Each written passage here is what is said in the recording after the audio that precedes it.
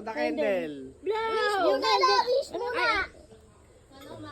Blow the candle, Lolo. Blow the candle. Yay! Happy 89th birthday. 89, 98 yung nilalagay ko. Sorry, no? Advance nga ni. Aabot si tatay niyan, 100 years. Sayang yung 100,000. Anong masasabi? Anong 100,000? Ang galing mo na.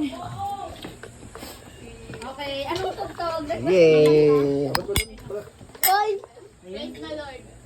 Thank you, Lord, for more birthday to Kantay. At ang tita Karen.